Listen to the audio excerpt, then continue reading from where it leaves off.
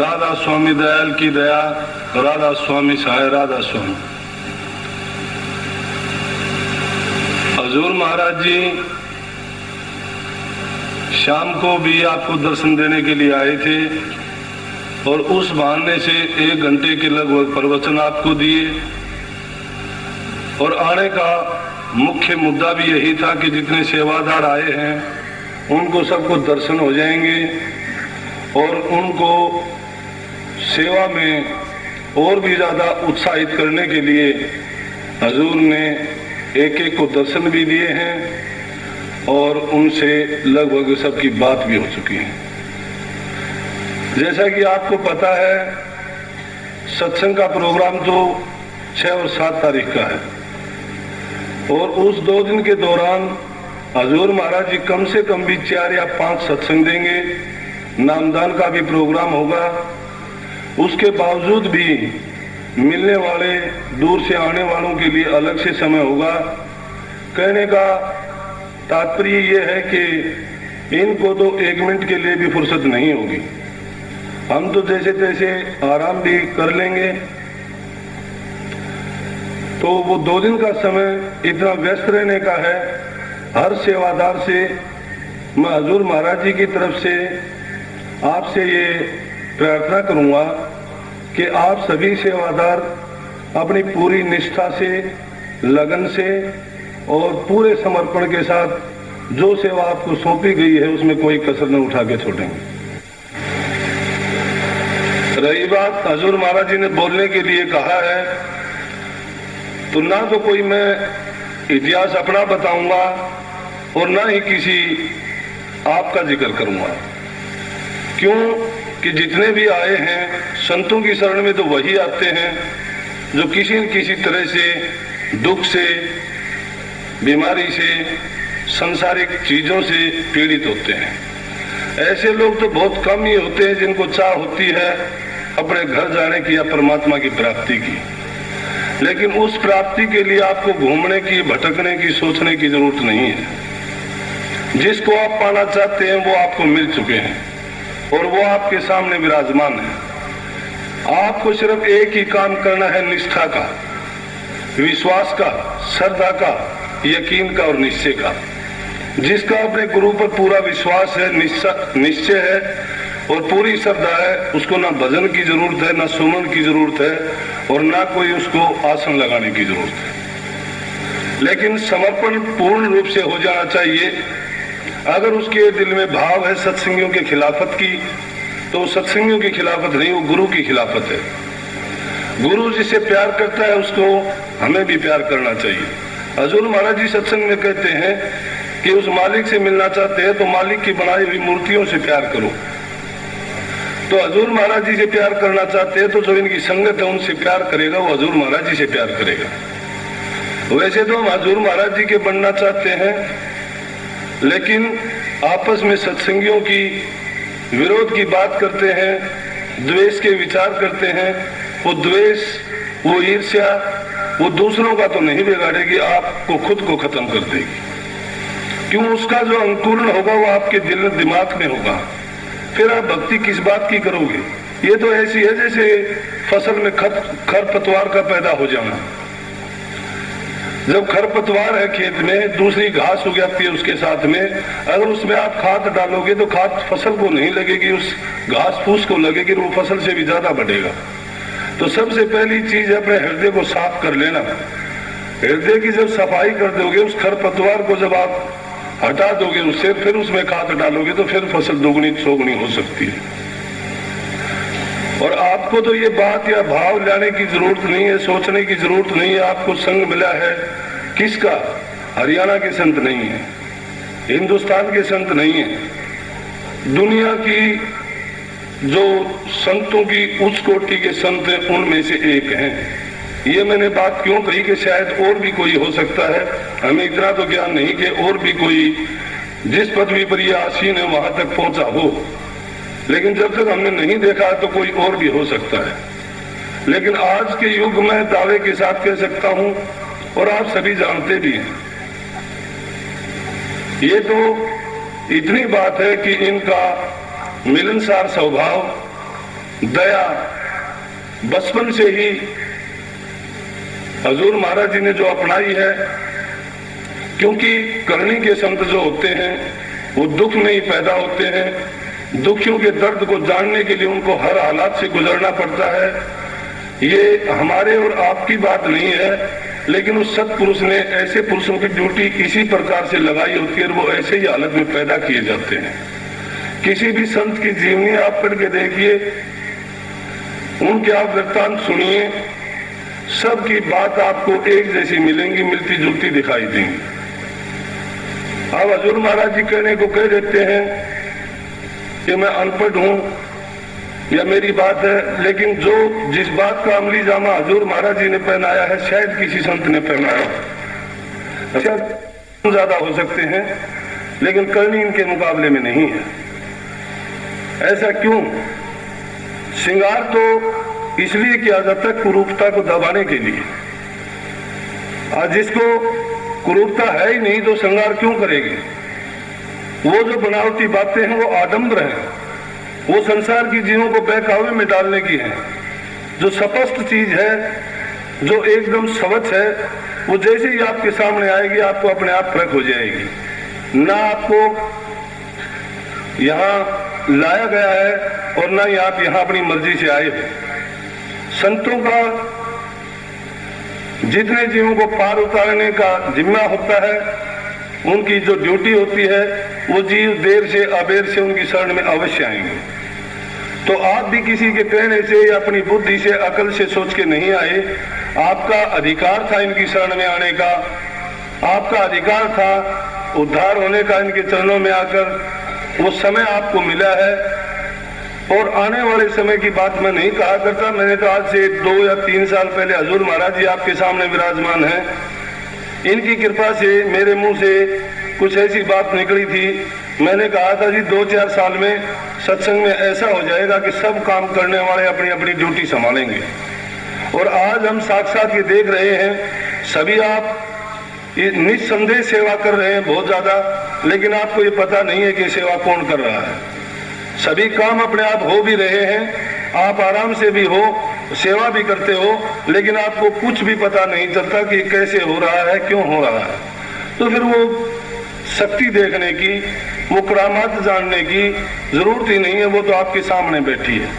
अब बात है सिर्फ श्रद्धा की, और भक्ति होती है श्रद्धा की, यकीन की, विश्वास की, सिर्फ निष्ठा की। और जिसकी निष्ठा हजूर के चरणों में पक्की है तो उसका काम भी पूरा है। तो मैं तो ना आपको कुछ शिक्षा देना चाहता था, हजूर का हुक्म था, तो ये 2 बात मेरे से इनकी कृपा से या मेरी जबान से बुलवाने के लिए उन्होंने ऐसा प्रावधान बनाया, तो मैंने 2 शब्द ये बोल दिए। इसमें शायद मैंने गलत भी कह दिया होगा, क्योंकि आप काफी बुजुर्ग बैठे हुए हैं। अगर कोई ऐसी बात की धृष्टता मैंने की हो तो मैं आपसे क्षमा चाहूंगा। अब हजूर महाराज जी थोड़ा समय वचन फरमाएंगे और उसके बाद तो जैसा आपको प्रोग्राम बताया गया है वैसा चलता रहेगा। राधा स्वामी। राधा स्वामी, राधा स्वामी दयाल की दया, राधा स्वामी साह, राधा स्वामी। भाई रतिराम भी बोलिया, जयकर्ण भी, मास्टर भी, सब एक ही बात बोलते रहे कि महाराज जी ऐसा, महाराज जी ऐसा है। महाराज जी कुछ नहीं है न, जो कुछ है वो मेरे दातार मान साहब की दया से। उनकी बड़ी भारी दया थी और दया बनी रहेगी। वो एक छुपे हुए रुस्तम थे, वो करनी के धनी थे, इसलिए उनकी बड़ी भारी दया थी। संग का फर्क होता है। आप लोगों बुरा माने मेरा ख्याल, एक बात बताऊं, और क्या विषय, मन की लख सो मानवी, तन की लख सो साध, तन मन दोनों की लख उसका मता आगाध है। अगर कहने तो मान जा तो क्या देवता हो से, इशारा सुन कहने मान जा तो मानस से, इशारा मान जा देवता सी डाल जी कया कर। जो इंसान कहने तो मान जाता है उसको मानस कहा जा से। कई कई ऐसी बातें हो जाती हैं, मास्टर बुरा माने तो मेरा के लेगा, रतीरा माने तो केला जयकर माने तो। बात जब आ जाती है जान कहना चाहिए। मास्टर कितनी बातें कही, लंबी चौड़ी कही, गुरुत ये हो वह हो। ये मास्टर मेरे हमारी बात होती तो सामने आँख काट जा करता था, बराबर बोलिया करता था। ये जयकर्ण की मेहरबानी से इसको ऊपर कि जयकर्ण मैं सत्संग किया से भाई तू नया आया से, इसीलिए संग तेरे कहते हैं। यह भी मैं कहवत से मेरे आगे बोल नहीं सकता, कभी इसने पता नहीं था न, जब इन्हें दो चार कही की वो पूरी बात है। संग बोलना कोई बात होती और कुछ भी होता है। ये बात जिसने 18 वर्ष हो गए मेरे पास में आए न, ए सत्संगियों इन आया उसमें यह बात कही थी कि इस आश्रम में मेरी लाश अर्थी लकड़ेगी। कुछ भी हुंदे रहो चाहे हो तो अगर मौज मालिक की के पता के होना और के हो जाए। और सत्संग को सत्संग ही होता है। मेरे ज्यादा तो शान जयकर्ण का मानना चाहिए इसने कि ये बातें कहीं उसका सत्संग कर रहा था महात्माया का। कहीं भी किसा सत्संग करो, जो पतिव्रता औरत अपने पति के सामने एक बार बोल देती है तो वह गिर जाती है। गुरुमुख भी अपने गुरु के सामने अगर बोल देता उसकी गिरावट आ जाती है। मैं तो गृहस्थियों की बातें बताता हूँ आप लोगों ने कि गृहस्थियों का धर्म ये है कि कभी भी अपने बच्चों का आगे अपनी धर्म पत्नी निकाल मत, उल्ट मत बोलो। जब तुम्हारे बच्चे बेटे हैं, बच्चों की बहू है और परिवार सुनता है और तुम गंदे बोल दोगे अपनी धर्म पत्नी, बहुत बुरी बात से। वो परमाणु घूमते रहते हर वक्त और तुम्हारी औलाद को भी गंदा बना देंगे। क्यों बनाएंगे? वो अपनी माँ के प्रति बुरे विचार सोचने लग जाए कि मेरा बाप ये कह रहा था, गंदा बोला, मेरी मामी ये ऐब है, तो बहुत बुरी बात है। इसीलिए स्त्री को भी अपने पति को कभी भी गलत न बोलना चाहिए। जिसकी नींद कमजोर होती है मकान कैसे चला जाएगा? जिसकी नींद कमजोर होती है गिर जाएगा। जिन मकानों की नींद कमजोर थी पानी के भरने तो सब पाट गिर गई, और जिनकी मजबूते नींद थी पानी चढ़ गया उनमें 10-10 हाथ फिर भी जो के तो से वो क्यों गिरे? उनकी नींद कहीं तक कच्ची रह जाती है। ये संत मत में नींद को मजबूत करा जाता है और नहीं करते। क्यों? कथा वार्ता तो नींद मजबूत नहीं होती न, कीर्तन रोज करने तो नींद मजबूत नहीं होती न। तो रोज कथा सुनते रहो नींद मजबूत क्यों? खुद एक कथा सुनते हैं, उन कथाओं का असलियत का पता तो आप लोगों नहीं न, कि उनका काम सीखो जिन वह कथा बनाई थी वो बातें सीखो। कथा तो बनाने वाले बनागे, जिनने कथा बनाई उनमें कौन सा दम था, उनमें कौन सी ताकत थी, उनमें क्या सदाचार था, वो सदाचार सीखो। और तुम भी वो एक काम करो, वो कथा फिर तुम्हारे अंदर तक प्रगट है। जैसे वाल्मीकि जी का रामायण प्रगट हुई, उसमें कौन सी कथा थी कि जैसे राम ने 17-14 साल तक मर्यादा पुरुषोत्तम रहे, तो वाल्मीकि जी भी इतने घटिया काम करे, इतने बालिया भील बने रहे, और जब दल घड़े कर्म छोड़ दे उसी दिन ऋषि बन गए। और रामचंद्र आमन तो पहली रामायण बना दी, किसके प्रताप से? वो राम नाम के प्रताप से, अपना पवित्र जीवन के प्रताप से। इसलिए महापुरुष ये शिक्षा देते हैं कि अपने घरों प्यार तर प्रेम कर हो। गुरुमुख का और पतिव्रता का एक ही दर्जा होता, दो नहीं होते हैं। आपको किस तरह आपने सुना नहीं, पतिव्रता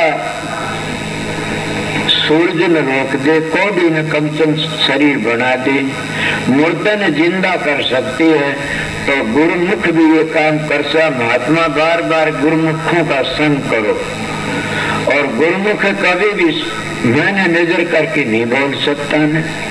जब ऐसी शिक्षा को देता तो अपने गुरु से बढ़कर समझना चाहिए। मैं आप लोगों को एक मिसाल बताता हूँ। मैं कहीं गया था किसी जगह पर, बताई भी होगी कई बार, कि मैं एक जगह सांग देखने चला गया। मैंने वहाँ सांग देखा, मैं सोच देखभाल कि उनका सांग एक ही बात लिया पकड़ के न, और उस बात ने मेरी जिंदगी गुजार दी। मैं अपना जीवन गुजारा उस बात के ऊपर। ये सत्संगियों, एक ही बात काफी हो से। कढ़ाई जब रंगती है उसमें एक दाना काट के देख लो, वो एक दाना बढ़ गया तो सारी कढ़ाई को तार लो भाई। वो मैंने क्या देखा, सांग देखा, पता नहीं किसका था। वो क्या एक लाला सेठ था कोई, और घर में बड़ी भारी तंगी आ गई। उसका लड़का जो बाहर कमाने के लिए जा रहा था, और जब चलने लगा न तो रो पड़ा। आपकी माँ के चरण छुए और कांदन लगी, रो पड़ा। माँ क्या कहती, माँ तो माँ होती है। मैं बार बार नहीं कहता ये बात है कि माँ का बदला नहीं, माँ पृथ्वी तो बड़ी होती है और बाप आसमान तो बड़ा होता। जिन्हें माँ की सेवा करके ऋण तार दिया, उसका तो सारी पृथ्वी का ऋण उतर गया। 68 तीर्थ हो गए उसके, तो उसके सारे पुण्य इकट्ठे हो गया, कितना भारी। और जिन्हें बाप की सेवा कर दी, उसने सारे आसमान के जितने देवता सब की पूजा कर ली। तो के माँ के गल लगा, उस माँ के कहती है, मेरे एक ही लफ्ज सीखा था, मेरी बड़ी बड़ी दशाई हुई, मैं बड़ा शांति से टाइम बिताया। वो के का रोन लगी, वह माँ के टोटे का रोन और के नफे की बात। बेटा रे तो चलना दोनों जिंदगी की साथ। बस मैंने ये एक बात ली थी। जब मेरे पर ऐसी आफतें आई, मन का ये वो आखड़ी नहीं रही तो बुरी भी नहीं रहेगी, और जब बुरी चली गई तो आखड़ी भी आ जाएगी। कदे न कदे घबराओ मत नहीं, तो बांध कमर को डरता, फिर देख खुदा के करता है। मर क्या डिग जाता, उसको जगह नहीं है। टिका रहो मत हो डामा डोल, डिगे की कोडी नहीं टिकेगा लाखों मोल। ए सत्संगियों, मैं गद्दी का गुरु नहीं होना, न मैं गुरु हूँ न मैं पीर हूँ। आप लोगों ने आज अलग नहीं पे, मैं आप लोगों का सेवक हूँ। और सेवक इतना काम करता है, गुरु तो करता नहीं हो, तो गद्दी पर बैठ के सारे करता है। मैं पीर हूँ तो पूजा करवाता, मैं तो सेवक हूँ आप लोगों का। इतनी बातें जरूर है कि मेरे गल में पटा बांध दिया। जैसे पालतू कुत्ता होता, उसका पटा होता है, वो पटा देख करके न, और गोली देने वाले, जहर की गोली देने वाले डॉक्टर उस दिन बचा लेते ये पालतू कुत्ता से, इसीलिए उसको जहर की गोली नहीं देते न, और कुत्तों को मार जाते हैं। इन मेरे सतगुरु ने पटा बांध दिया था मेरे गल में, और ये कहा तेरी ड्यूटी है सेवा करने का। मन का महाराज मैं कुछ नहीं जानता, कि तू कुछ नहीं जानता, बड़ा काम करना से, और मैं तेरे पटा बांध दिया, तू सेवा करना सब। मैं आप लोग असली बताई, मन गुरु जहाँ गुरु ने, मैं तो सीधा साधा सू, और आप लोगों सेवा करने के लिए पैदा हुआ था और सेवा करने के लिए आया सू। मैं जो बातें कह रहा था, कौन सी बातें थी कि गुरुमुख बन के देखा, गुरुमुख का जगत भिखारी। गुरुमुख की गति है बड़ी भारी, गुरुमुख कोटि न जीव उभारी, कि गुरुमुख करोड़ों जीव का उद्धार कर देता है। जैसा पतिव्रता और चाहे सो कर सकती है। मैं दो बातें बताई। गुरुमुख क्या होता है? गुरु की मौज में रहे। तो पतिव्रता भी वह होता अपने पति की मौज में रहे, और वो कुछ नहीं जानते न। मैं तो कभी भी अपने सतगुरु तो बाहर न गया। मेरा सतगुरु सा सबका हो। वो तो पूर्ण पुरुष थे, करनी के धनी थे, उनकी अपार दया थी। मैं क्या वर्णन कर सकूं जीवित?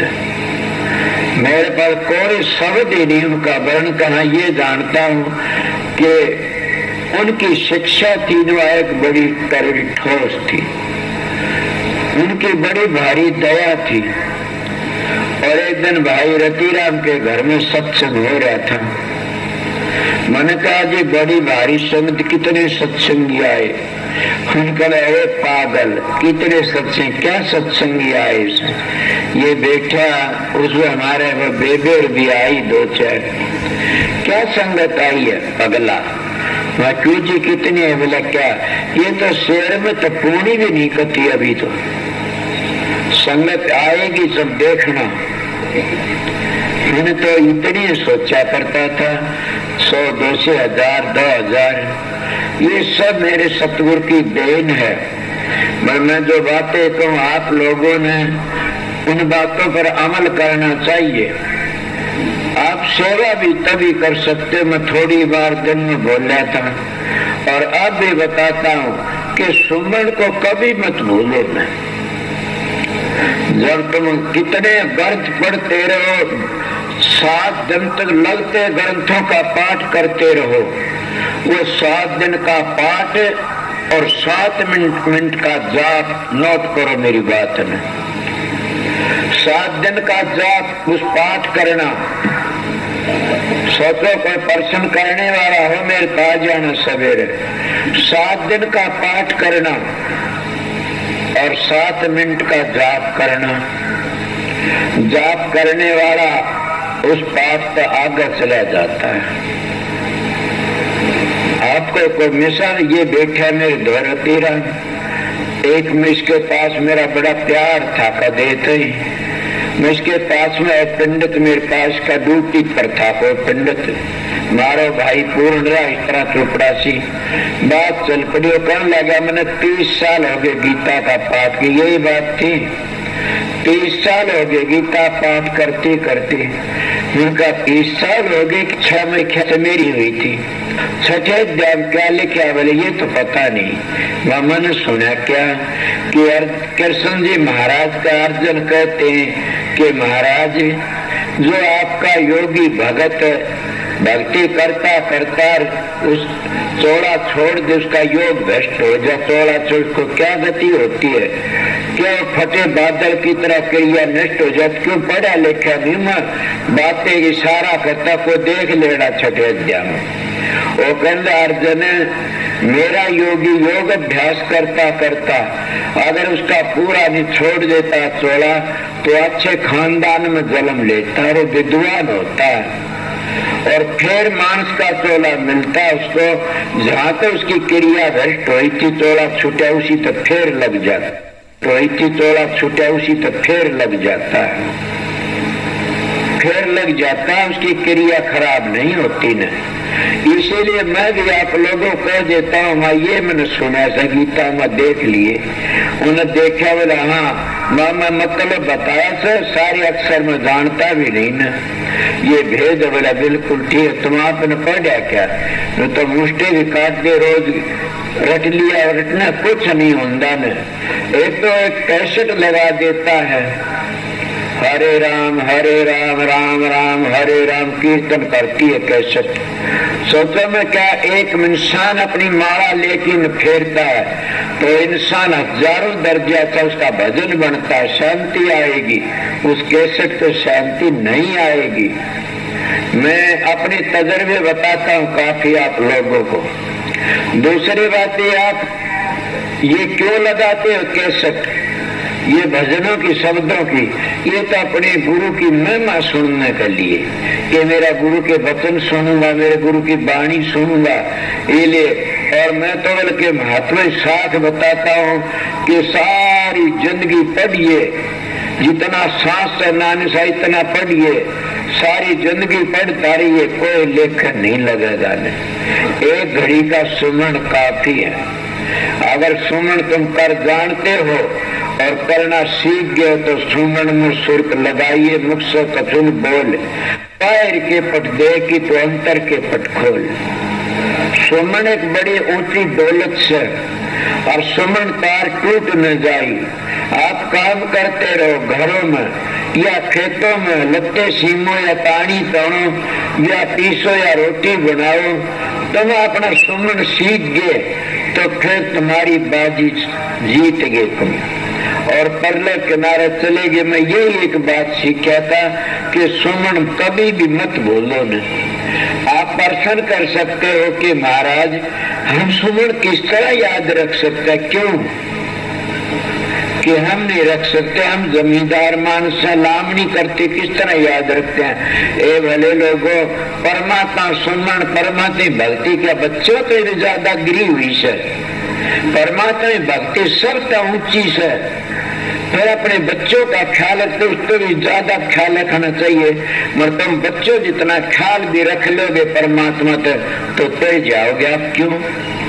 जब माताएं लावणी करती हैं, खेतों में काम करती हैं और उनका बच्चा घर में रोता है तो बोलो माताएं पूछो, जब अपनी छाती का हाथ लगाती तो क्या हुआ कि मेरा बच्चा रोता है, तब इस परमात्मा कभी याद नहीं करते। इस तरह मैं कई बार कहता हूँ कि अपने बच्चों की तरह भी याद कर लो सतगुरु ने तो तिर जाओगे। नाता तो घना जोड़ना चाहिए, मैं बच्चों जितना प्यार कर तब भी तिर जाओगे। तुम्हारा बच्चा कहीं चले 2 दिन नहीं आवे तो तुम साफा घेरना शुरू कर देते हो। मुझे गुरु के दर्शन तो 6 दिन 12 दिन नहीं करते न। और कबीर साहब क्या कहते, दर्शन कीजिए गुरु के, जन्म कई बार आसोजा के मी जो बहुत करो उपकार।